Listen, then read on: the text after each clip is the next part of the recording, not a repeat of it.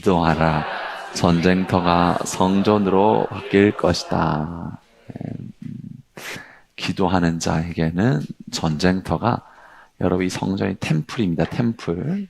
하나님의 성전으로 바뀌게 될 것이다. 오늘 우리가 여호사밧 왕을 중심으로 해서 그에게 일어난 은혜와 또 하나님의 역사하심을 살펴보려고 하는데요. 여호사밧 왕 하면은 떠오를 수 있는 게 남유다의 네 번째 왕이죠. 남유다의 네 번째 왕. 그의 아버지 아사 왕이 남유다의 세 번째 왕이었는데 그 아사 왕을 향하여서 성경에서 말하기를 굉장히 선한 왕이다. 하나님 마음에 합한 왕이다. 이렇게 이야기를 하거든요. 그리고 그 아사의 그 신앙 교육으로 자라난 아들이었기 때문에 굉장히 경건하고 또 신앙의 전통이 있는 그런 배경을 가진 왕이 여호사밧 왕입니다. 그를 향해서 특징 지을 수 있는 것은 그 통일 이스라엘이 북이스라엘과 남유다로 나뉘고 나서 남유다의 네 번째 왕인데 남유다의 왕 중에서 역사의 왕 중에서 가장 많은 군사를 거느렸던 왕이죠. 가장 넓은 영토를 거느렸다고 하면 남유다 왕 중에서 우시야 왕을 꼽을 수가 있고 가장 많은 군사를 거느렸다라고 하면은 여호사밧 왕을 뽑을 수가 있는데 그가 거느렸던 군사의 숫자가 성경은 116만 명이라고 기록을 합니다. 하나님께서 굉장히 번창하게 하셨고 또 부강하게 하셨고 또 외교적으로나 경제적으로나 25년 동안 평균보다는 조금 더 긴 시간을 남유다를 다스렸는데 굉장히 안정적이었고 또 군사적 든든함이 있었던 또 하나님의 복주심이 있었던 그런 왕이었던 것을 알 수가 있죠.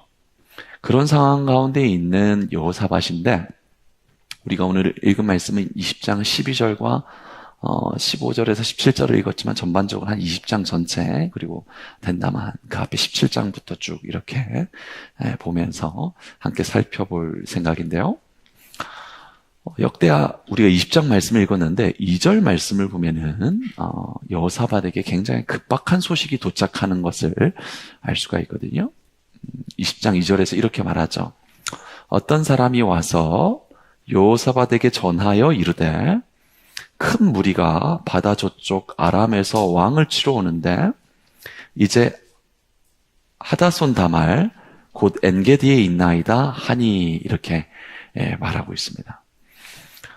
그러니까 어떤 상황이 됐냐면 모압과 암몬과 에돔의 3개국 연합군이 남유다에게 전쟁을 일으킨 것입니다. 그런데 그 전쟁의 물결이 어디에 이르렀다라고 말하고 있냐면 엔게디라는 지역에 이르렀다 이렇게 말을 하거든요. 엔게디가 어디냐면은 예루살렘에서 약 40km 정도 떨어진 지역입니다. 우리 남성분들 군대 다 다녀오셨죠? 남성분들 다 군대 다녀오셨지만은 40km면은 그 하루 행군 거리잖아요. 우리가 보통 군 생활할 때 보면 저도 강원도 전방에서 군 생활을 했는데 하루 보통 작게 지역 옮길 때 행군 거리가 40km 정도가 되거든요. 그러니까 예루살렘부터 엔게디가 약 40km 정도 떨어져 있는데 모압과 암몬과 에돔의 3개국 연합군이 유다 지역을 향하여서 전쟁을 일으키고 그 엔게디 지역에 진쳤던 것을 알 수가 있습니다. 근데 이 진쳤다는 소식을 듣게 되었을 때 여호사밧이 어떤 반응을 보이는가를 20장 3절을 보면은 무엇이라고 말하고 있냐면 여호사밧이 그 급보 엔게디의 3개국 연합군이 진을 쳤다라는 소식을 들었을 때 그가 두려워했다 이렇게 성경은 기록하고 있어요.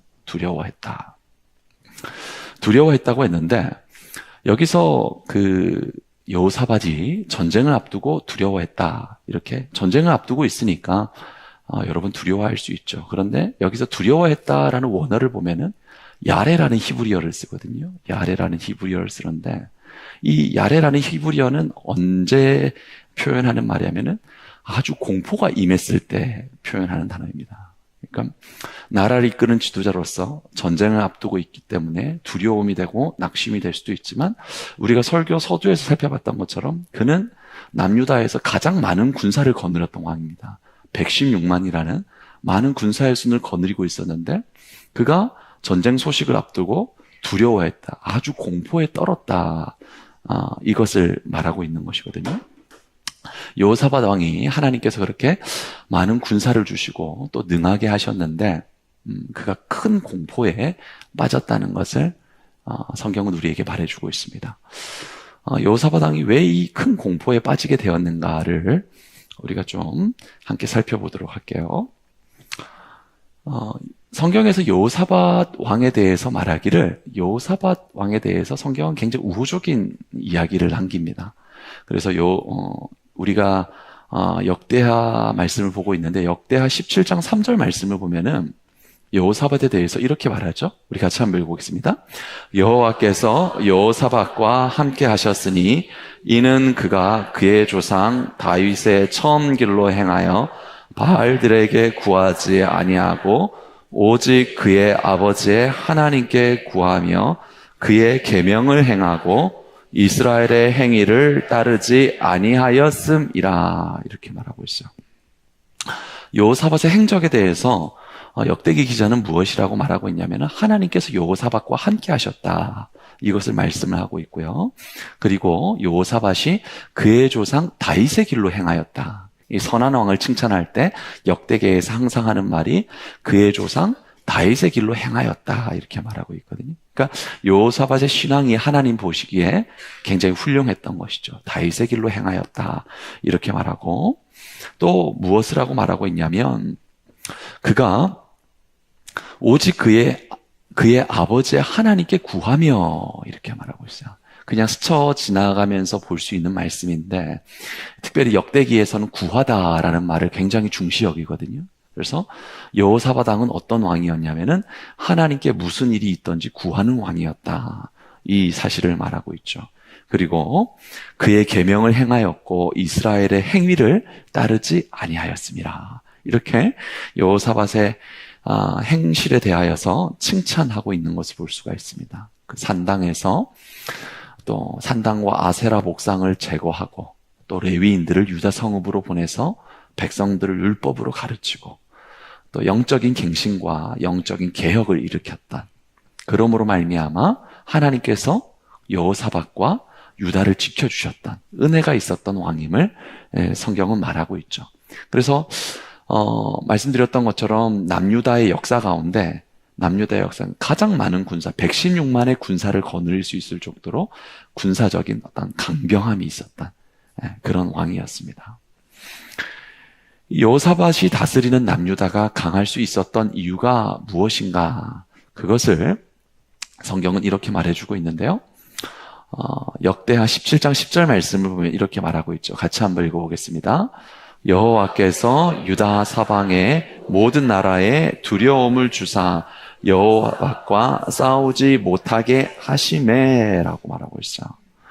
하나님께서 그에게 많은 군사를 주신 것도 사실이지만 여호사밧이 주변 국가의 모든 국가와 전쟁하지 않고 능하고 강할 수 있었던 이유가 무엇이라고 성경은 말하고 있냐면 하나님께서 여호사밧을 지켜주셨다 이렇게 말하는 거예요. 주변 국가들에게 여호사밧을 향한 어떤 것을 주셨다는 것이죠? 두려움을 주셨다라고 말하는 거예요. 하나님께서 지켜주시는 거예요. 사랑하는 여러분, 하나님의 이와 같은 지키심이 여러분의 있기를 축원합니다. 하나님께서 인생을 붙들어 주시는 거예요. 여러분, 하나님께서 인생을 지켜주시는 거예요. 반드시 그 깨달음과 그 믿음이 있어야 됩니다. 여러분, 이 깨달음과 믿음이 있어야지 때로는 환난을 만나고 때로는 사람들의 공격을 만나고 또 우리가 살아갈 때 사람을 모함을 만난다고 할지라도 하나님께서 지켜주시고 하나님께서 저들로 나를 두려워하게 하시구나. 여러분, 그 깨달음이 있으면 삶이 든든할 수 있어요. 용기 있을 수가 있어요. 담대할 수가 있어요. 여러분, 그런 여유 있는 우리 그리스도인들 될 수 있기를 축원합니다. 하나님께서 이렇게 여호사밧을 잘되게 하시고 지켜주셨다고 그랬는데요. 17장에서는 여호사밧이 하나님께 신실했다. 그리고 하나님께서 지켜주셨다. 이렇게 말을 했는데 18장으로 들어와서 여호사밧의 또 행적을 이렇게 기록하는 것을 볼 수가 있어요. 18장 1절을 보면은 이렇게 말합니다. 함께 읽어볼까요? 여호사밧이 부귀와 영광을 크게 떨쳤고 아합 가문과 혼인함으로 인척 관계를 맺었더라. 여기서 역대기 기자는 여호사밧에 대해서 18장으로 들어서면서부터 의도적으로 그의 마음이 변했다는 것을 1절부터 이렇게 포함시켜서 말하고 있는 것을 볼 수가 있는데요. 그것을 어떻게 말하고 있냐면은 여호사밧이 부귀와 영광을 떨쳤다 이렇게 말하고 있어요. 부귀와 영광을 떨쳤다. 그런데 그가 부귀와 영광을 떨칠 수 있었던 이유는 무엇이었냐면은 하나님께서 그에게 은혜를 주셨고 하나님께서 그의 나라를 강하게 하셨고 하나님께서 그의 모든 것을 더해 주셨던 거예요. 그러니까 여호사밧이 부귀와 영광을 누릴 수 있었던 이유는 무엇이었냐면은 하나님께서 지켜주시고 하나님께서 함께 하셨던 거예요. 근데 여러분 우리가 읽은 1절 말씀을 보면은 뭐라고 말하냐면은 하나님께서 그에게 부귀와 영광을 주셨는데 그 주신 부귀와 영광으로 그가 뭐 했다라고 말하고 있냐면은 여러분 북이스라엘의 역사 가운데 가장 악한 왕이라고 가리키는 아합 가문과 혼인했다 이렇게 말했거든요. 그러니까 하나님께서 부귀를 주시고 하나님께서 영광을 주셨는데 그 하나님께서 주신 부귀와 영광으로 말미암아 여호사밧이 어떻게 됐다고 말하고 있냐면은 교만해졌다라고 말하고 있는 거야. 이것이 참 넘기 힘든 벽이에요. 열왕의 역사를 보면은 그들의 스토리를 볼 때 하나님께서 왕들마다 은혜를 주시거든요. 부귀함도 지나게 하시고 영광스러움도 지나게 하시는데 모두 다 넘기 어려운 벽이 무엇이냐면 그걸로 말미암아 하나님 앞에 겸손해진 것이 아니라 마치 자신이 잘나서 그 부귀와 영광을 누렸던 것처럼 하나님 앞에 교만해졌던 거예요. 여호사밧 왕도 마찬가지였습니다.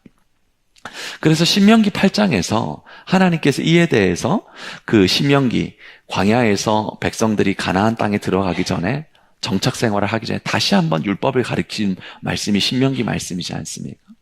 신명기 말씀에서 하나님께서 모세를 통해서 이스라엘 백성을 가르칠 때 그들에게 이런 말씀하셨거든요. 8장 11절부터의 말씀을 보면은 너희가 먹어서 배부르고 아름다운 집을 짓고 거주하게 되면 무엇이라고 말하면 너희 마음이 교만하여 너희 하나님 여호와를 잊어버릴까 하노라. 그랬어요.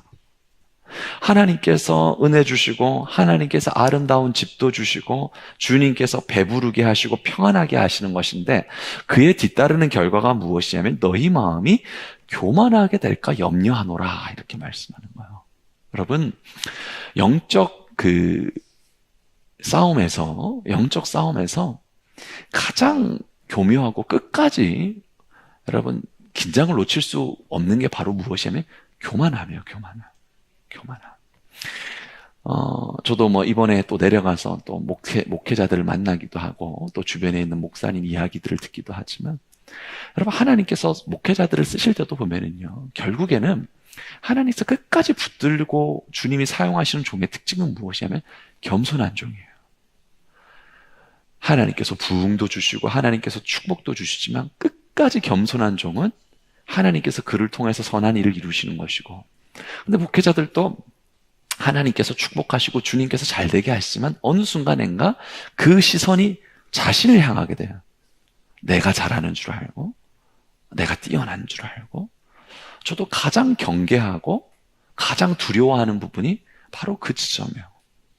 지금까지 잘 왔지만 앞으로도 더 잘 가야 되겠지만 저는 주님 앞에서 늘 철저하게 고백하는 것은 무엇이냐면 여러분 누구죠? 베드로는 씨를 뿌렸고 아볼로는 물을 주었어. 바울은 씨를 뿌렸고 아볼로는 물을 주었을 때 오직 자라게 하시는 이는 누구시라고요? 하나님이신 거예요. 영혼을 변화시키는 분 누구시죠? 하나님. 영혼을 자라게 하시는 분 누구시죠? 영적인 능력을 가지고 행사하시는 분 누구시죠? 하나님인 거예요. 마치 무엇이 잘 되고 무엇이 좀 이루어진다고 했을 때 내가 잘 된 것처럼 내 능력이 있어서 그런 것처럼 여러분 그게 교만이에요. 교만. 철저한 겸손함은 무엇이냐면 나는 무익하고 하나님이 이루십니다. 하나님 역사하십니다. 하나님께서 하면 능치 못함이 없습니다. 이걸 고백하는 게 겸손함인 거예요. 사랑하는 성도 여러분 정말 겸손해 주셔야지 돼요. 여러분 겸손함을 잃는 순간 영적 생명을 잃는다고 생각하시면 됩니다. 겸손함을 잃는 순간 영적 생명을 잃는 건데요. 근데 그 17장에서 그렇게 신실했고 주님 앞에 칭찬을 받았지만 18장에 들어와서 여호사밧이 부귀와 영광을 누리게 됨으로 말미암아 여러분 무엇 때문에 교만해졌던 거야.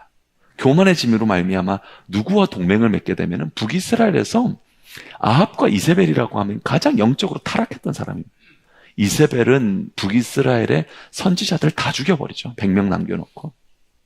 100명도 동굴로 피신해서 숨을 수 있었던 거지만 바알의 신전을 세우고 얼마나 우상숭배 그리고 교만하고 가장 악했던 왕이 아합과 이세벨 그 왕권입니다. 근데 오늘 말씀을 보면은 여호사밧이 18장으로 넘어와서 무엇을 보게 되냐면은 그 아합과 동맹을 맺어요. 어떤 동맹을 맺게 되냐면은 자신의 아들과 아합의 딸과 정략 결혼을 시켜버리죠.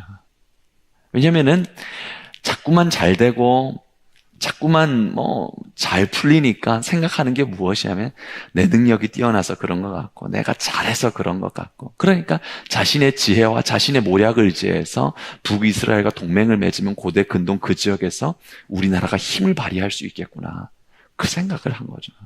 여러분 그게 아니죠. 그게 아니죠. 하나님께서 지켜주시는 것이고 하나님께서 강하게 하시는 것이고 영혼들을 변화시키는 것도 하나님이 하시는 것이고 전쟁을 막아주시는 것도 하나님께서 막아주시는 것이고 그 겸손함을 잃어버리지 않아야 되는데 여호사밧이 그 겸손함을 잃어버렸던 것입니다. 그래서 여호사밧이 생각하기를 무슨 생각을 했냐면은 나에게 116만의 군사가 있으니까 116만 명의 군사가 있으니까 아합의 80만의 군사와 더해진다면 우리가 이 수많은 군사로 말미암아 이 모든 지역을 다스릴 수 있겠구나. 잘못된 생각이죠. 안고 일어섬이 하나님께 있는 것인데 지켜주심이 하나님께 있는 것인데 전쟁의 승패가 하나님께 있는 것인데 그래서 그들이 동맹을 맺고 나서 무슨 일이 이루어지는 것을 볼 수가 있냐면은 북이스라엘 왕 아합이 원래 하나님께서 므낫세 지파에게 주었던 그 길르앗 라못이라는 땅 아람과의 경계에 있죠. 근데 그 전쟁 가운데 패해서 길르앗 라못 지역을 아람에게 뺏기게 되는데 아합이 여호사밧과 동맹을 맺어서 무슨 일을 하게 되냐면 우리가 전쟁을 일으켜서 우리가 빼앗겼던 길르앗 라못을 되찾아옵시다. 이런 제의를 해요. 그런데 이미 아합과 여호사밧은 동맹을 맺었기 때문에 그 동맹을 어떻게 뿌리칠 수가 없습니다. 뿌리칠 수가 없는데 그때 미가야 선지자가 뭐라고 말을 했냐면 미가야 선지자가 여호사밧에게 분명히 말하는 거예요. 아합과 동맹하는 것을 하나님이 기뻐하지 않는다. 그리고 그와 함께 전쟁을 치르는 것을 기뻐하지 않는다고 하나님께서 분명히 말씀을 해요. 선지자를 통해서. 근데 여호사밧이 그 말씀을 무시해버리거든요. 그래서 그 말을 무시하고 아람과 전쟁을 하게 되었는데 그 116만과 80만이라는 많은 군사가 동맹을 맺어서 전쟁을 치르게 되었지만 어떤 결과를 얻게 되었냐면 수치적으로 봤을 때 우리의 군사가 많으니까 승리를 거둘 것이다. 그러지 못했어요. 길르앗 라몬 아람 군대 대패를 거두게 됩니다. 대패를 거두게 된다는 대패를 당하게 돼요. 아주 목숨의 경각, 위험이 달릴 만큼의 어려운 일을 겪게 되는 거예요. 그 일을 겪고 나서 선지자 예후가 여호사밧에게 경고를 하길 이런 경고를 내리는 거예요. 어떤 경고를 내리냐면 역대하 19장 2절에 이렇게 말하죠. 같이 읽어봅니다. 하나니의 아들 선견자 예후가 나가서 여호사밧 왕을 맞아 이르되 왕이 악한 자를 돕고 여호와를 미워하는 자들을 사랑하는 것이 옳으니까 그러므로 여호와께로부터 진노하심이 왕에게 임하리이다. 이 예언을 하는 거예요. 그러니까 전쟁에 패배하고 나서 선지자 예후가 여호사밧에게 무엇이라고 말하냐면은 하나님이 미워하는 왕과 동맹을 맺은 것이 주님 보시기에 옳은 일입니까? 하나님이 기뻐하시지 않는 동맹을 왜 맺습니까? 질책을 하는 것이거든요. 그리고 하나님이 미워하는 자들을 사랑하는 것이 옳으니까 이 말을 하고 나서 그가 무슨 말을 남기냐면은 그러므로 여호와께로부터 진노하심이 왕에게 임하게 될 것입니다. 경고를 하는 거예요. 당신이 하나님 앞에 범죄했고 당신이 하나님께 교만했기 때문에 하나님의 진노하심이 당신에게 임하게 될 것입니다를 예후 선지자가 여호사밧에게 경고를 하게 되는 거죠. 그 경고가 있는 상황 속에서 이 말씀이 있는 속에서 오늘 우리가 읽은 역대하 20장 말씀을 이해하면은 여호사밧의 두려움이 이해가 되는 거예요. 오늘 우리가 역대 20장 말씀인데요. 20장 1절 말씀을 보면은 이렇게 말하고 있죠. 같이 한번 읽어봅니다. 그 후에 모압 자손과 암몬 자손들이 마온 사람들과 함께 와서 여호사밧을 치고자 한지라. 하나님께서 하나님의 진노하심이 당신에게서 떠나지 않을 것입니다. 경고를 했죠. 그리고 그 예언 직후에 전쟁이 일어나게 된 거예요. 그러니까 여호사밧 왕의 두려움이 있죠. 하나님의 진노하심이 내게 있구나. 내 범죄로 말미암아 나라와 민족이 망하게 되었구나. 그러니까 그 두려움이 여러분 아까 우리가 살펴봤던 두려움을 넘어서 공포가 되는 거예요. 하나님의 진노하심이 임하는 것 아닌가. 하나님 나를 버리시는 것 아닌가. 이 3개국 연합군이 나를 치러 이 자리에 와 있는데 이로 인하여서 내 인생이 패배하고 망가지는 것 아닌가. 왜냐하면 예후 선지자가 말하기를 하나님의 진노하심이 너에게 임할 것이다. 여러분 그 위태로운 상황 가운데 여호사밧이 놓이게 되는 것입니다. 이때 이 여호사밧이 이 위태로운 상황 가운데 있을 때 그가 어떻게 하나님 앞에 나아갔는가를 성경을 보면은 이렇게 말하고 있죠. 3절과 4절 말씀을 보면은 여호사밧의 취한 행동에 대해서 이렇게 말하고 있습니다. 여호사밧이 두려워하여 여호와께로 낯을 향하여 어떻게 했다 말했죠? 간구했다. 하나님의 진노가 내 앞에 있는 것 아닌가? 주님이 나를 버리시는 것 아닌가? 그 상황 가운데 있는데 여호사밧이 하나님 앞에 어떻게 했다고요? 간구했더라 이렇게 말하고 있어요. 계속해서 읽어보면은 온 유다 백성에게 금식하라 공포하매 다 이 사람 여호와께 도우심을 구하려 하여 유다 모든 성읍에서 모여와서 여호와께 간구하더라 이렇게 말하고 있어요. 우리가 읽은 3절 4절 말씀을 보면은 여호사밧이 하나님 앞에 어떤 행동을 취했다는 것을 말하고 있냐면 하나님께 간구하였고 하나님께 구했다라고 말하고 있고 또 반복적으로 하나님께 간구하였더라 이렇게 말하고 있어요. 상황에 따라서 이 간구하였다, 구하였다라는 말을 언어로 보면 다라시라는 단어를 사용하기도 하고요. 박하시라는 말을 사용하기도 하는데 이 다라시, 박하시, 구하다, 그 다음에 간구하다 이 뜻은 바로 무엇이냐면은 길을 밟다, 길을 내다 이런 뜻을 가지고 있어요. 그러니까 무슨 말이냐면은 하나님께 간구한다 했잖아요. 하나님께 구한다고 했잖아요. 그런데 하나님께 구하는 것, 하나님께서 간구하는 것이 반복적으로 되면은 거기 맛이 무엇이 나는 거, 길이 생기는 것처럼 그 간구함으로 말미암아 마음의 길이 하나님께로 향하게 된다라는 걸 말하는 거예요. 여러분 자꾸 기도하게 되고 자꾸 하나님을 의지하게 되고 자꾸 하나님 앞에 나아가게 되면 우리 마음에 뭐가 생기냐면 한 가지 길이 생겨요. 어떤 길이 생기냐면은 하나님께 나아가는 길이 생기는 거예요. 우리가 길을 갈 때도 자꾸 그 길을 오가다 보면 무슨 길이 생기죠? 오솔길이 생기잖아요. 자꾸 발걸음이 잦아지면 오솔길이 생기는 것처럼 여러분 우리 마음이 하나님께 구하고 하나님께 나아가고 자꾸만 하나님께 엎드리잖아요. 그럼 우리 마음에 뭐가 생기냐면 하나님께로 향하는 길이 생기게 되는 것입니다. 그것을 시편 84편 5절을 보면은 주께 힘을 얻고 그 마음에 시온의 대로가 있는 자는 복이 있도다 그랬거든. 마음에 시온의 대로가 있는 거야. 마음에 큰 길이 있는 거야. 그 큰 길이 무엇이냐면 자꾸만 하나님을 찾고 자꾸만 하나님께 나아가고 자꾸만 하나님을 의지하니까 무슨 일을 만나든지 하나님께 향하게 되는, 무슨 일을 만나든지 주님을 바라보게 되는 여러분 그 길이 나게 되는 거예요. 사랑하는 여러분, 이 마음의 길이 여러분의 있기를 축원합니다. 우리 신앙의 여정에 주님을 만나고 여러 가지 과정을 통과하게 되지만 여러분 우리 마음 가운데 이 대로가 있어야 돼요. 근데 이 대로는 어떤 자가 생기느냐?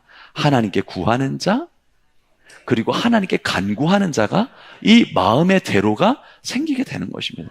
아직 이 길이 얕은 사람은, 이 길이 분명하지 않은 사람은, 이 길이 선명하지 않은 사람은, 길이 분명하지 않아서 보이지 않고 어떤 길로 나아가야 하는지 알지 못하니까 삶 앞에서 내가 어떤 길로 나아가야 되나? 여러분 그 길 앞에서 방황하기도 하고 두렵기도 하고 어렵기도 하는 것이지만 그 마음 가운데 자꾸만 하나님을 의지하고 그럼에도 불구하고 하나님을 의지하고 저는 하나님 말고는 갈 데가 없습니다. 자꾸만 그렇게 바카시를 하게 되면 마음의 대로가 생기는 거예요. 그래서 하나님을 의지한다. 하나님을 의지한다라는 것은 무엇이냐면 주님께 나아가는 길이 생긴다는 것입니다. 그래서 역대기를 관통하는 핵심 주제가 무엇이면 다라시예요. 다라시. 역대기라는 게 역대 왕들의 유적, 왕들의 사적을 기록한 여러분 성경이 바로 역대기이지 않습니까? 역대기를 관통하는 핵심적인 주제가 뭐냐면 구하다, 이 다라시예요. 다라시. 하나님을 구하는 자는 선한 왕이요, 하나님을 구하지 않는 자는 악한 왕이다. 여러분, 기준이 딱 한 가지밖에 없어요.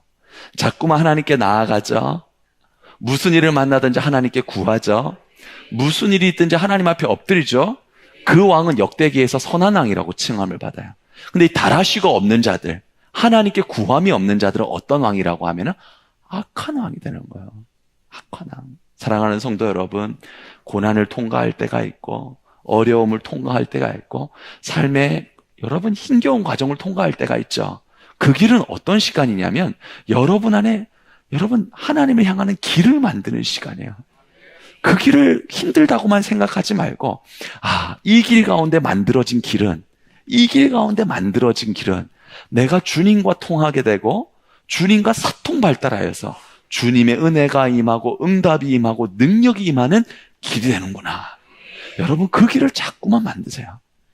그 길을, 여러분의 그 마음의 대로를 닦으세요.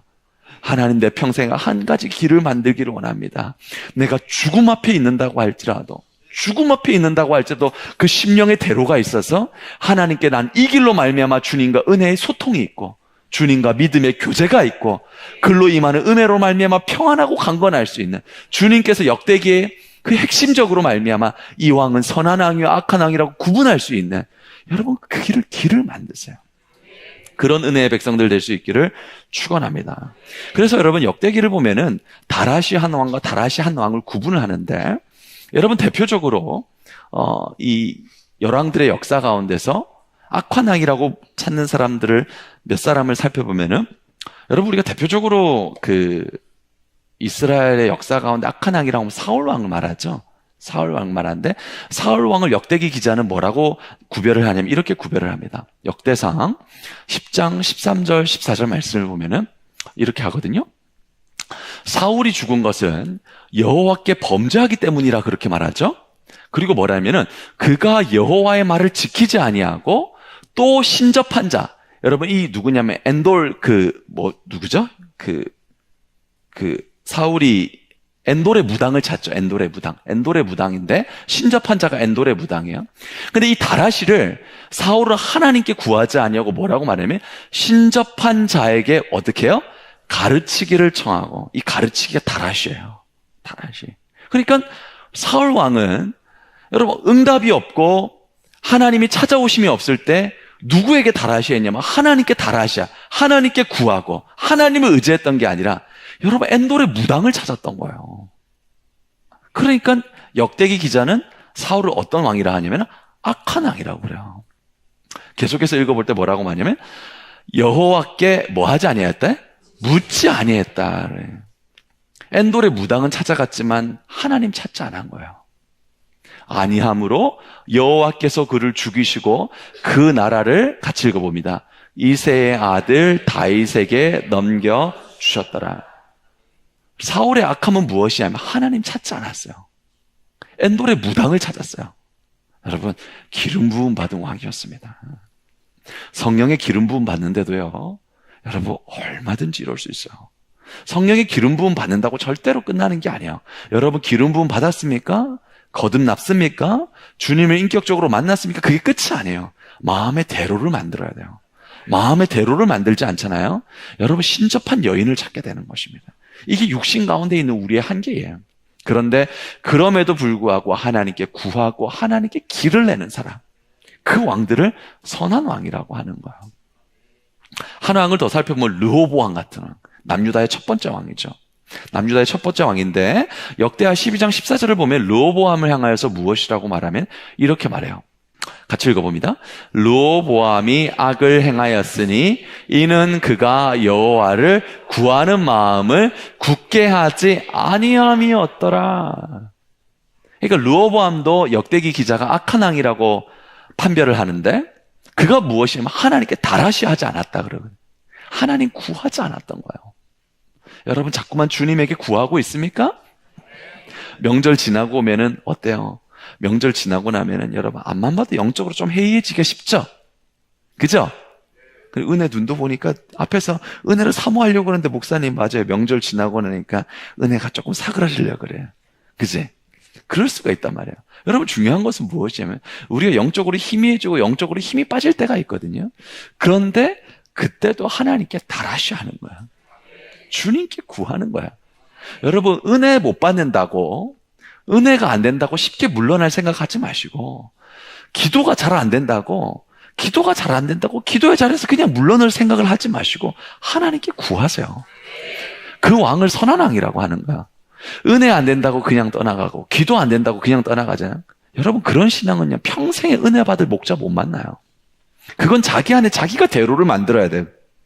자기 안에 평탄의 길을 만들어야 돼요. 하나님 그거 우리 몫으로 주신 거야.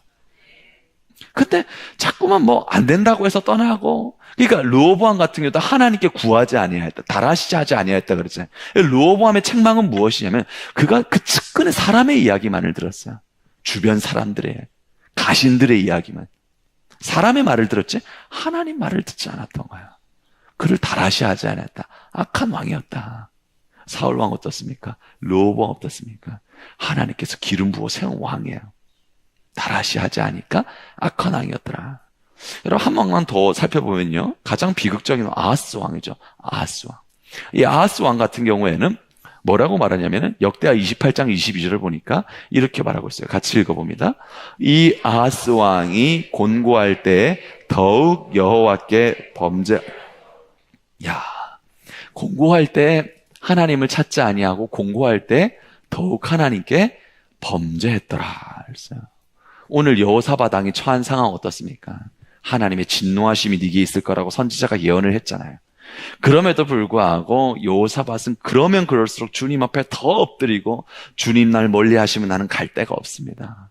주님 아니면 저는 살 수가 없습니다. 주님께 달하시했다고 했는데 여러분 이 아하스 왕은 어떠냐면은 어렵고 공고한 일이 닥치니까 더욱 여호와께 범죄했더라. 그래서 역대기에서 선한 왕과 악한 왕을 판별을 하는데 악한 왕의 기준이 무엇이냐면 그가 능력이 없었다거나 다스리질 못했거나 그것으로 나누잖아요. 하나님께서 선한 왕과 악한 왕을 나누는 기준은 무엇이냐면 그 왕이 하나님을 찾았는가 찾지 않았는가. 사랑하는 여러분, 하나님을 찾을 수 있기를 바랍니다. 하나님을 찾으세요. 내 마음 가운데 꺾어야 될 것이 있다면 하나님 꺾어주세요. 내 마음 가운데 강팍한 마음이 있다면 하나님 이 강팍한 마음을 하나님께서 다스려 주세요. 여러분 우리 안에 어때요? 여러분 그 다스려지지 않는 고집이 있잖아요. 육신의 습관이 있잖아요.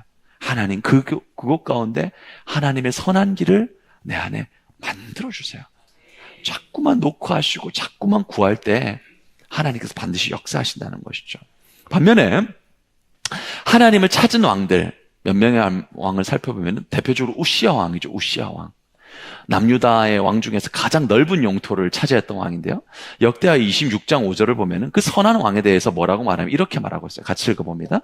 그가 여호와를 찾을 동안에는 하나님이 형통하게 하셨더라. 그가 여호와를 달하시 하는 동안에는 그가 하나님을 찾을 동안에는 하나님께서 어떻게 하게 하셨더라? 형통하게 하셨더라. 히스기야 왕을 볼까요? 역대하 31장 21절 같이 읽어봅니다. 그가 하나님을 찾고 한 마음으로 행하여 형통하였더라. 그가 하나님을 찾고 달하시 한 마음. 지난 주일 설교 기억납니까? 탐임 기억나요? 탐임? 마음이 나뉘어지지 않는 것? 마음이 나뉘어지지 않고 하나님께 구하였더니 하나님께서 어떻게 하시죠? 형통하게 하시는 거예요. 여러분 이게 선한 왕이에요. 선한 왕. 여러분 무슨 일을 만나든지 하나님께 구하고 내 능력으로 넘길 수 없는 문제를 만나게 되었을 때 오히려 이 길로 말미암아 하나님과 나의 시온의 대로가 더 만들어지는 줄 알고 주님 앞에 엎드리고 주님께서 형통하게 하시는 거예요. 우시야 형통하게 하시죠? 여러분, 히스기야 하나님께서 형통하게 하시는 거예요. 여호사밧 왕이요, 하나님의 진노가 네 앞에 있을 것이다, 감당할 수 없는 적군이 쳐들어왔을 때 그가 그의 삶을 결정적인 지점에서 그의 삶을 판가름 짓는 것이 무엇이냐면, 여호사밧은 하나님 앞에 엎드렸던 거예요. 하나님께 구하고 하나님께 간구하고 하나님께 구하였더라. 하나님께서 그에게 은혜를 베풀어 주시는 것입니다. 여호사밧이 하나님을 달아시하면서 기도를 하는 걸 볼 수가 있는데, 이 여호사밧의 기도를 보면은 이 기도에 두 가지 내용이 있는 것을 볼 수가 있습니다. 첫 번째를 보면은 여호사밧이 하나님께 달아시 기도한다라고 했는데, 6절 말씀을 보면은 그 기도의 내용이 어떤 거를 보냐면 이렇게 기도하는 걸 볼 수가 있어요. 6절 말씀 같이 읽어봅니다. 이르되 우리 조상들의 하나님 여호와여, 주는 하늘에서 하나님이 아니시나이까? 이방 사람들이 모든 나라를 다스리지 아니하시나이까? 주의 손에 권세와 능력이 있사오니 능히 주와 맞설 사람이 없나이다. 여호사밧이 하나님 앞에 구하면서 그의 기도의 내용을 보면은 어떤 기도를 한 것을 볼 수가 있냐면은, 여호사밧의 첫 마디, 하나님께 기도하면서 첫 마디는 무엇이냐면, 하나님, 내가 해결할 수 없는 문제가 내 앞에 있습니다, 이렇게 말하잖아요. 적군의 큰 규모가 지금 나를 엄습하고 있습니다. 내가 감당할 수 없는 큰일이 내게 일어났습니다. 어찌하면 좋습니까? 이렇게 기도하잖아요. 여호사밧이 하나님께 기도하는 것은, 그 기도의 내용을 살펴보면은 그는 먼저 하나님의 높으심을 선포하는 거예요. 그래서 말하기를, 하나님은 하늘에서 하나님이십니다. 하나님 앞에 나아가는데, 그 큰 어려움 앞에 있는데 그가 간구하기를, 하나님은 하늘에서 하나님이십니다, 이렇게 말해요. 그리고 이어서 말하기를, 이방 사람들의 모든 나라를 다스리시는 분이 하나님이십니다. 이방의 수많은 적군이 나를 향해서 진치고 다가오는 것이지만 그 모든 나라를 다스리시는 분이 누구시라고요? 하나님이다라는 거야. 그리고 그 기도를 보면 무엇이라고 말하면, 능히 주와 맞설 자가 없습니다라고 말하는 거예요. 하나님께서 이 기도를 기뻐하세요. 위기가 얼마나 큰지, 어려움이 얼마나 큰지를 말하지 않고, 어떤 위기가 있다고 할지라도, 어떤 어려움이 있다고 할지라도 그 위기와 어려움보다 더 크신 분은 하나님이십니다. 여호사밧은 그렇게 기도하고 있는 거예요. 큰 문제가 있다고 할지라도 그 큰 문제도 다스리실 수 있는 분은 하나님이십니다. 여러분, 우리 기도가 이렇게 돼야 돼요. 하나님 앞에 기도할 때, 이 땅을 통과할 때 어려움이 있죠. 문제가 있죠. 내 힘으로 막아설 수 없는 지점을 만나게 되는 거야. 그런데 그때 하나님 앞에 달아시하면서 기도하는데, 그 기도의 내용이 무엇이냐면, 내가 만난 문제보다 더 크신 분이 하나님이십니다. 태산 같은 어려움이 있다고 할지라도 그 어려움보다 크신 분이 하나님이십니다. 수많은 적군이 나를 에워싸 진치고 있는 것이지만 그 수많은 적군을 다스리시는 분이 하나님이십니다. 능치 못할 자가 없으신 하나님이십니다. 믿음의 사람은 하나님 앞에 기도할 때 문제를 큰 것을 보는 것이 아니라 하나님의 크심을 선포하는 거예요. 하나님의 능력을 선포하는 거예요. 여러분, 이 기도가 우리 교회의 성도들의 모든 기도가 되기를 축원합니다. 하나님 크심을 선포하는 거예요. 하나님 능력을 선포하는 거예요. 내 인생보다 더 크신 하나님을 바라보며 기도하는 거예요. 성경의 사람들은 그렇게 기도했어요. 다윗을 보자고요. 다윗과 골리앗의 예를 보면은, 그 골리앗이 40일 동안 이스라엘 전체를 대상으로 희롱하지 않습니까? 아침과 저녁으로. 그러니까 횟수로 걸치면 총 80번에 걸쳐서 이스라엘을 능멸하는 거죠. 근데 80번에 걸쳐서 능멸을 할 때 사울과 이스라엘 수많은 군대는 그 골리앗 앞에 나서지 못해요. 그런데 약간의 소년 다윗이 골리앗 앞에 나설 때 어떻게 나선다라고 말하고 있냐면, 사무엘상 17장 45절을 보면은 이렇게 말하고 있습니다. 같이 읽어보겠습니다. 다윗이 블레셋 사람에게 이르되, 너는 칼과 창과 단창으로 내게 나아오거니와 나는 만군의 여호와의 이름 곧 내가 모욕하는 이스라엘 군대의 하나님의 이름으로 내게 나아가노라. 아멘. 다윗은 이스라엘 그 수많은 군사 중에 아무도 골리앗 앞에 나아가지 못했을 때 다윗은 무엇을 선포하며 나아갔냐면은 우리 하나님은 만군의 여호와라 이렇게 말했어요. 만군의 여호와라는 뜻은 무엇이냐면 전쟁에 능하신 하나님이십니다. 전쟁에 능하신 하나님. 여러분 어려움 겪을 때 이렇게 기도하세요. 하나님은 만군의 하나님이십니다. 전쟁에 능하신 하나님이십니다.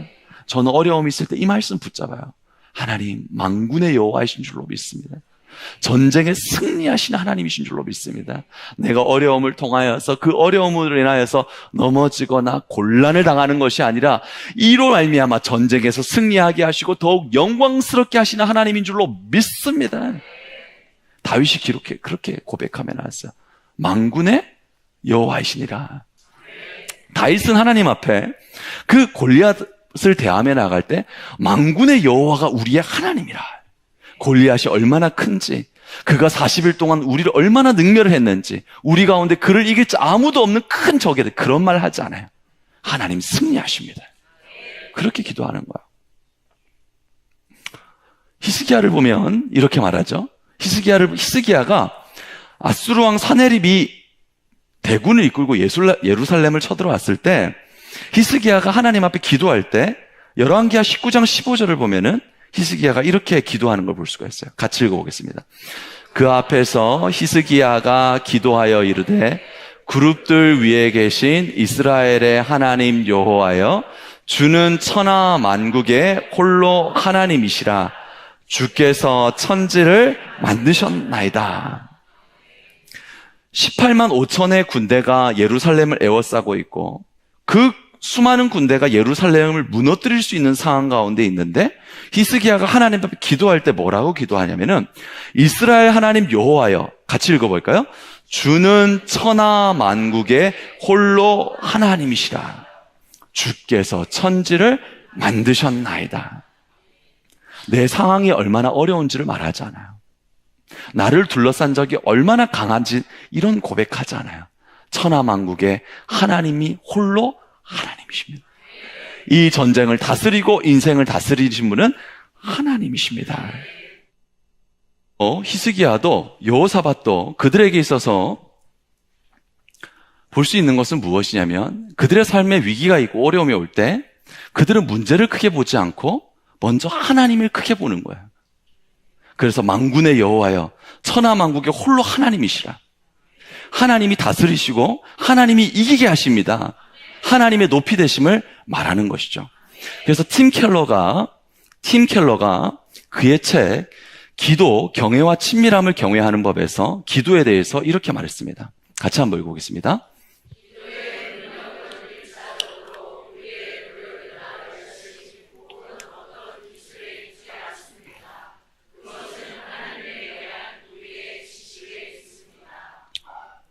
기도에 대해서 이렇게 말했어요. 기도는 우리의 노력이나 우리의 열심이 아니라 하나님에 대한 우리의 지식에 있다라고 그랬어요. 하나님에 대한 우리의 지식이 무엇이죠? 만군의 여호와시고 홀로 하나 되시는 하나님이시라. 문제보다 크신 하나님이시라.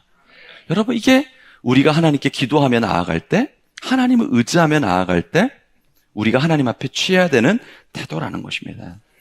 여호사밧은 하나님을 달아시했더라, 하나님께 구했더라 라고 말하고 있는데 그 기도하면서 나아갈 때 무엇이라고 말하냐면은 하나님께서 문제보다 크신 하나님이십니다. 이 모든 적군을 다스릴 수 있는 능하신 하나님이십니다. 모든 사람도 다스리시는 분이 하나님이십니다. 이 고백을 하고 있다는 것이죠. 우리의 기도가 이와 같은 기도 될 수 있기를 주님의 이름으로 축원합니다. 하나님이 문제보다 크신 거예요. 하나님 어려움보다 크신 거예요. 하나님 역사하시는 거예요. 두 번째, 여호사밧의 기도를 보면 첫 번째는 그가 하나님의 크심을 선포했다면 두 번째는 그의 시선이 하나님께 향해 있는 것을 볼 수가 있습니다. 12절 말씀입니다. 12절 말씀 같이 읽어보겠습니다. 우리 하나님이여 그들을 징벌하지 아니하시나이까. 우리를 치러 오는 이 큰 무리를 우리가 대적할 능력이 없고 어떻게 할 줄도 알지 못하옵고 오직 주만 바라보나이다. 여호사밧의 기도에 보면은 무엇이 있냐면 여호사밧이 하나님께 기도하기를 오직 주만 바라보나이다 라고 했어요. 오직 주만 바라보나이다. 히브리어로 에이네노 알레카라고 하는 것인데 직역하면은 어떤 뜻을 가지고 있냐면 우리의 눈이 누구를 향해 있다는 것이죠? 주를 향해 있습니다. 여호사밧이 이 수많은 군사 연합군이 공격해오는 이 상황 가운데 위험이 있고 어려움이 있지만 여호사밧은 무엇이라고 고백하고 있냐면 내 눈이 하나님을 향해 있습니다. 사랑하는 성도 여러분, 여러분 믿음의 눈이 하나님을 향해 있는 거예요. 오직 주만 바라보는 믿음의 눈, 여러분 그 기도를 하나님께서 기뻐하신다는 것입니다. 믿음의 사람들은 어려움을 통과할 때 그 시선을 어디에다 두었냐면은 하나님께 두는 것을 볼 수가 있죠. 다윗을 보면은 시편 62편에서 그 아들 압살롬이 반역을 일으켜서 예루살렘 왕궁에서 쫓겨나는 것을 볼 수가 있어요. 가장 가까운 아들에게 배신을 당하고 왕자를 잃고 목숨을 위협받는 것입니다. 그때 다윗의 고백은 이렇게 고백하는 것을 볼 수가 있는데요. 시편 62편 1절입니다. 함께 읽습니다. 나의 영혼이 잠잠히 하나님만 바라며 나의 구원이 그에게서 나는도다. 아멘. 아멘.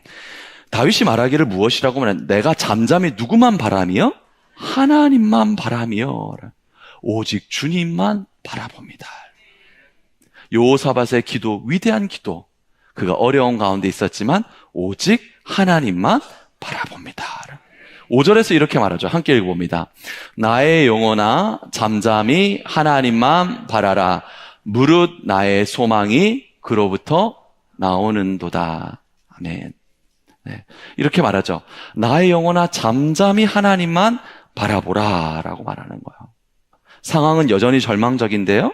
그 시선은 누구를 향해 있는 것이죠? 하나님께 향해 있는 거예요. 오직 주만 바라봅니다. 여러분, 하나님께서 우리에게 어려움의 과정을 통과하게 하시는 이유는 무엇이냐면 그 어려움의 과정 가운데 우리에게 한 가지 시선을 만들어주기를 원하시는 거예요. 어떤 시선이요? 오직 주님만을 바라볼 수 있는 안경을 만들어주기를 원하세요. 이거는 그냥 만들어지지 않아요. 언제 만들어지냐? 고난 가운데 만들어져요. 고난의 한복판을 통과할 때, 정말 피부가 벗겨지는 것 같은 어려움을 통과할 때 그 상황에 있음에도 불구하고 끊임없이 하나님을 바라보려고 하는 몸부림, 끊임없이 하나님께 내 시선을 두고자 하는 그 열심, 그것 가운데 어떤 시선이 생기게 되냐면 오직 주만 바라보나이다. 사랑하는 여러분, 저와 여러분이 이 시선 가질 수 있기를 주님의 이름으로 축원합니다. 다윗이요, 오직 주만 바라보나이다. 아들에게 쫓겨나가고 모든 것을 다 빼앗겼는데 그 상황 가운데 다윗은 어떤 시선이 만들어지냐면 오직 주만 바라보나이다. 오직 주만 바라보인다. 그 시선이 만들어졌을 때 하나님께서 다윗을 회복시켜 주셔요. 여호사밧이 하나님께 그렇게 기도하잖아요. 오직 주만 바라보나이다. 나는 어떤 상황 가운데 있든지 하나님만 보기를 원합니다. 하나님만 바라본다고 할 때 하나님께서 여호사밧이 문제보다 크신 하나님을 선포하죠. 그리고 오직 주님만을 바라보기를 확정하죠. 그때 하나님께서 어떻게 응답하시는가? 15절 말씀을 보면 이렇게 응답하십니다. 함께 읽어봅니다. 야하시엘이 이르되 온 유다와 예루살렘 주민과 여호사밧 왕이여 들을지어다. 여호와께서 이같이 너희에게 말씀하시기를 너희는 이 큰 무리로 말미암아 두려워하거나 놀라지 말라. 이 전쟁은 너희에게 속한 것이 아니요 하나님께 속한 것이니라. 아멘. 여러분, 하나님께서 응답해 주시는 거야. 하나님 크심을 선포하고 오직 주만 바라보나이다. 그때 주님께서 뭐라고 말씀하시죠? 이 큰 무리로 말미암아 두려워하거나 놀라지 말라. 전쟁은 너희에게 속한 것이 아니니 하나님께 속한 것이라. 이렇게 말씀하신 거예요. 여러분, 이 주님의 응답 받아야 돼요. 하나님께서는요, 오직 주님께 그 마음의 대로를 만들기를 원하고 내 마음의 시선이 항상 하나님께로 향하는 자에게는 성령께서 응답을 주세요.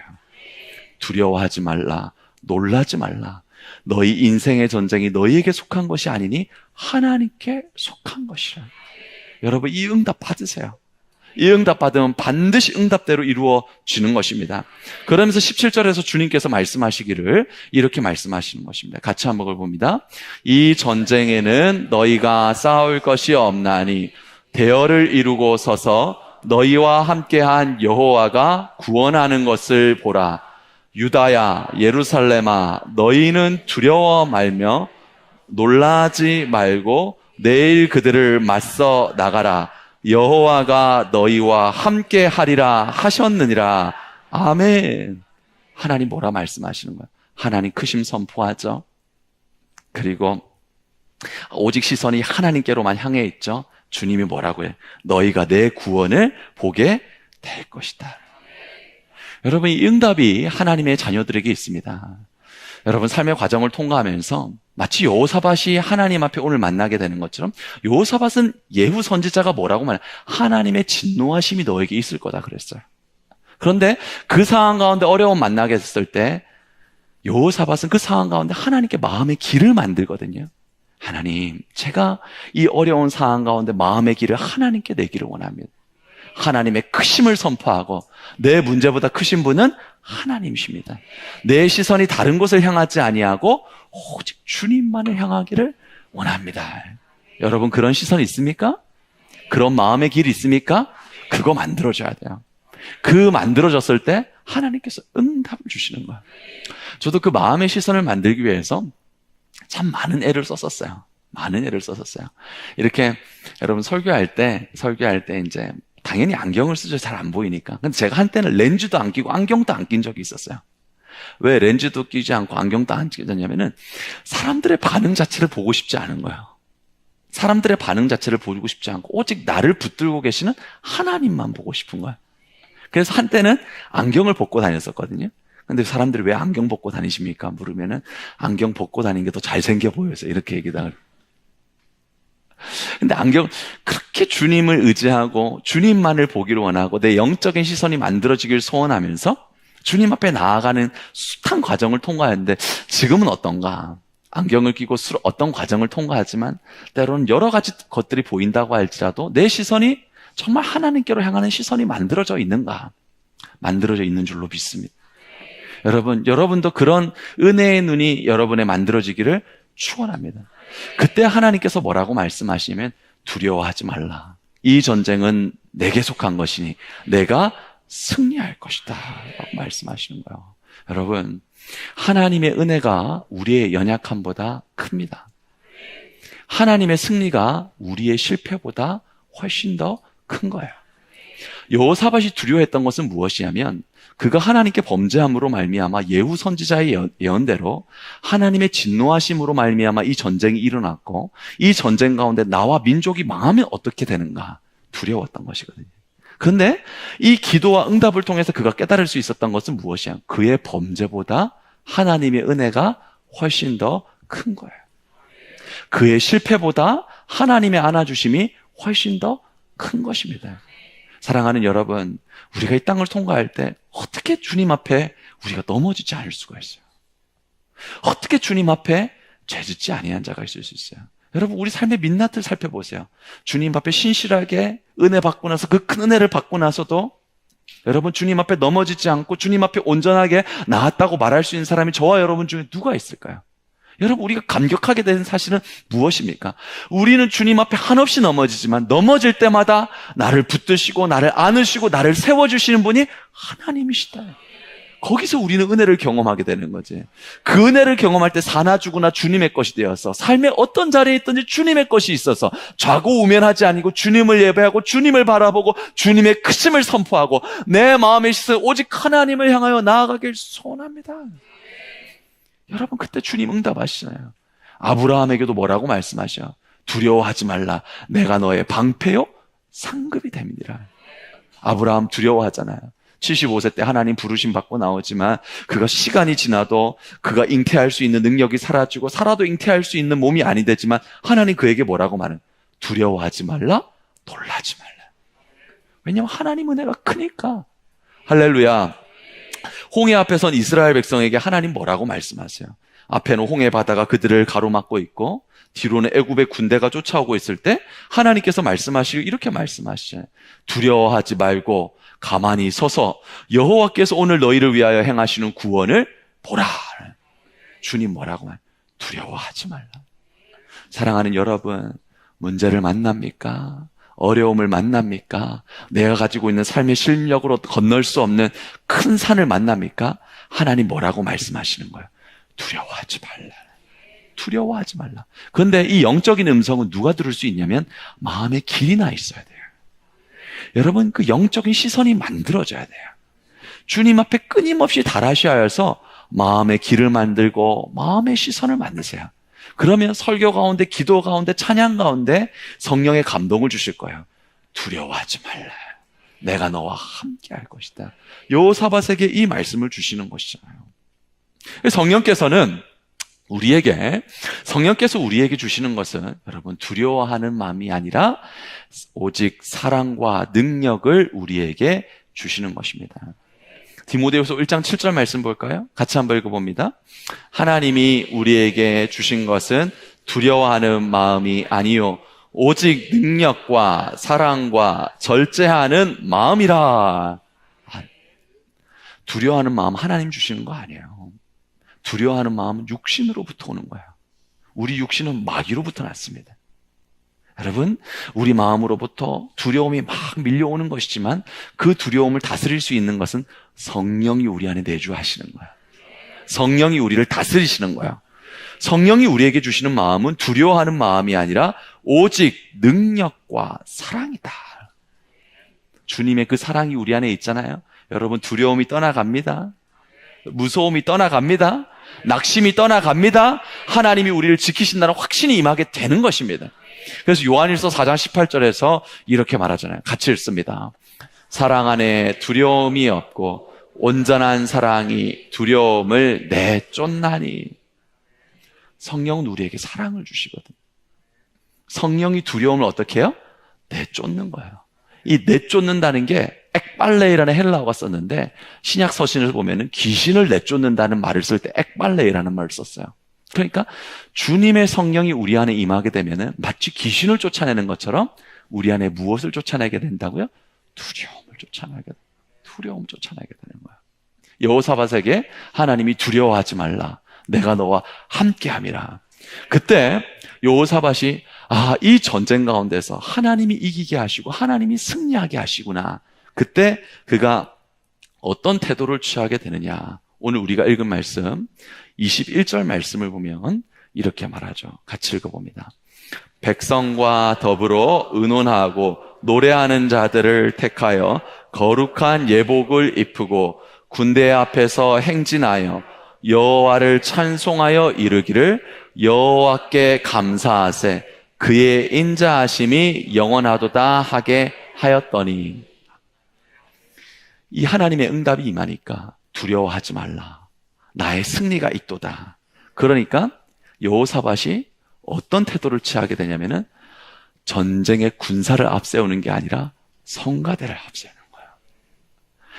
여호사밧의 위대함을 우리가 한 가지 발견할 수 있는데 그것이 바로 무엇이냐면은 여러분 전쟁터를 예배의 장소로 바꿔버리는 거예요.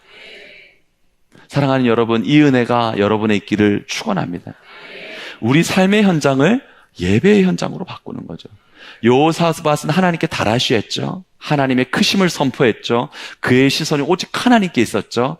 그는 전쟁터를 예배의 장소로 바꿔버렸던 거예요. 여러분, 우리도 마찬가지예요.